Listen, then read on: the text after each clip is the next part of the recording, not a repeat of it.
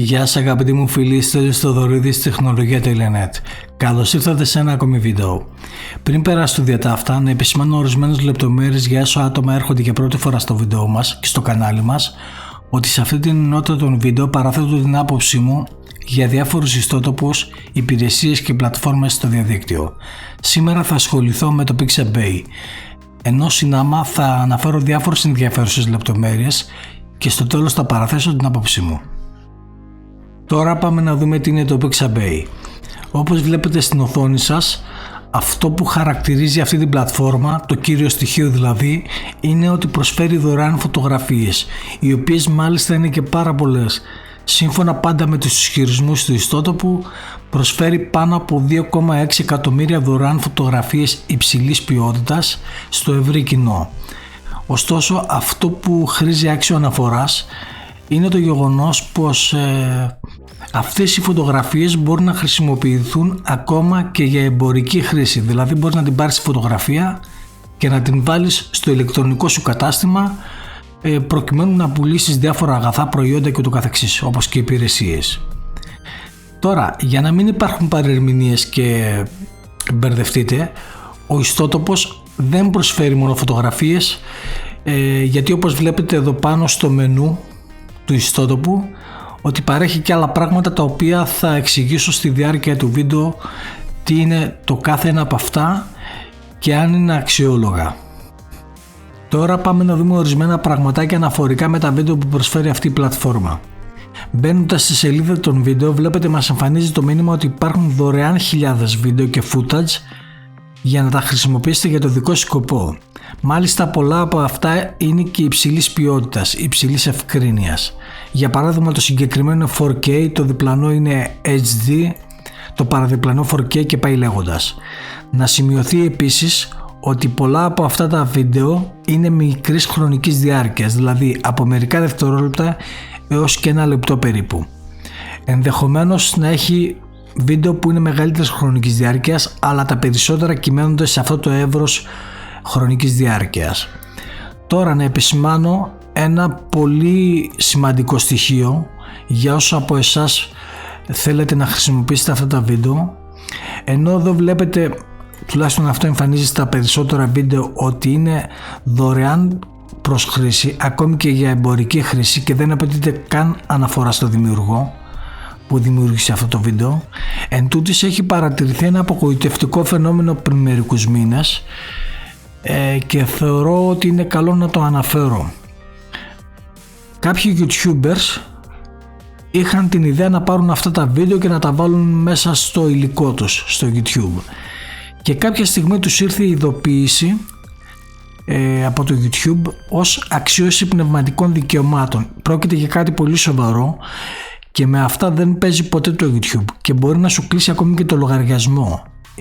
Δηλαδή αν δεχθείς 3 αξιώσεις πνευματικών δικαιωμάτων και δεν μπορείς να αποδείξεις ότι δεν φταίς, τότε έχει το δικαίωμα να σου κλείσει το λογαριασμό.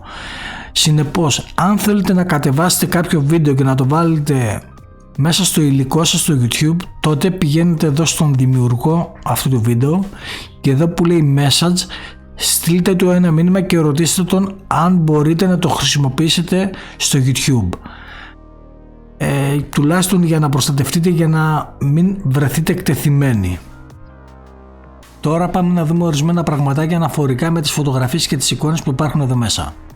Όπως εξήγησα προηγουμένως, υπάρχουν κατά εκατομμύρια οι δωρεάν φωτογραφίες και εικόνες στο Pixabay, που σημαίνει ότι είναι σχεδόν απίθανο να μην βρεις αυτό που ζητάς για να κάνεις τη δουλειά σου.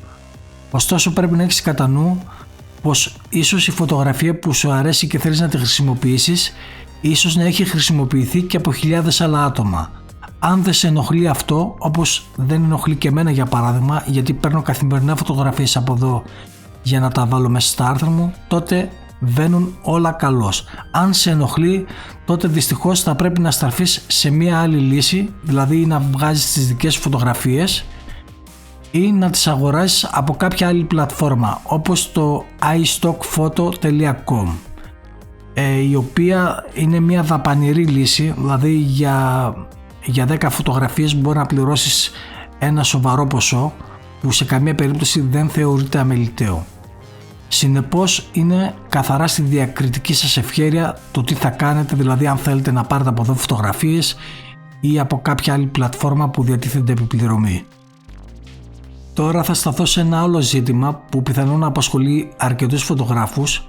Έχει να κάνει με το γεγονός αν αξίζει να ανεβάσει το υλικό στο Pixabay ώστε να το χρησιμοποιούν άλλοι άνθρωποι δωρεάν. Το δικό μου σκεπτικό λέει το εξής, πως αυτή η μέθοδος, δηλαδή ανεβάζοντας ποιοτικό υλικό στο Pixabay, είναι ένας τρόπος να σε γνωρίσει το ευρύ κοινό. Μην ξεχνάτε πως αυτός ο ιστότοπος συγκεντρώνει εκατομμύρια μοναδικούς επισκέπτες κάθε μήνα και είναι μια καλή ευκαιρία να γίνεις γνωστός πέρα από τη χώρα σου, δηλαδή σχεδόν σε ολόκληρο τον κόσμο, και κάπως έτσι να μετατρέψεις αυτή την επιτυχία της αναγνωρισιμότητας σε κέρδος πουλώντας ποιοτικές φωτογραφίες σε κάποιο άλλο μέρος. Επίσης, πηγαίνοντας στο προφίλ αυτού του δημιουργού, βλέπουμε ότι έχει ανεβάσει 24.000 φωτογραφίες και συνολικά έχουν γίνει 92 εκατομμύρια λήψεις στο υλικό του. Επίσης, εδώ υπάρχει ένα κουμπί στο προφίλ του που λέει Coffee. Πατώντας εδώ μας οδηγεί στη σελίδα του στο PayPal για να το κάνουμε δωρεάν, που σημαίνει ότι σε καμία περίπτωση ότι ο δημιουργός εδώ μέσα δεν βγαίνει χαμένος. Τώρα, αγαπητοί μου φίλοι, επιτρέψτε μου να σας πω την άποψή μου για το Pixabay. Επειδή τυχαίνει να χρησιμοποιώ αυτόν τον ιστότοπο για περίπου 7 με 8 χρόνια σε καθημερινή βάση, γιατί παίρνω φωτογραφίες από αυτή την πλατφόρμα και τα χρησιμοποιώ στα άρθρα του τεχνολογία.net, σημαίνει ότι έχω μια ολοκληρωμένη άποψη για αυτό που κάνει και αυτό που προσφέρει, και μπορώ να σας διαβεβαιώσω ότι είναι ό,τι κορυφαίο υπάρχει στον τομέα του, χωρίς όμως να υποβαθμίζω την ανταγωνιστική πλατφόρμα Unsplash, που και αυτή με τη σειρά της είναι αξιόλογη, αλλά για μένα προσωπικά το Pixabay θα παραμένει πρώτο στην καρδιά μου. Επίσης, να επισημάνω μια σημαντική λεπτομέρεια που παρέλειψα να την αναφέρω προηγουμένως, είναι ότι το Pixabay πωλήθηκε στην ιδιωτική εταιρεία canva.com το 2019 και από τότε έχουν αλλάξει οι όροι χρήσης στις φωτογραφίες που διατίθενται εδώ μέσα.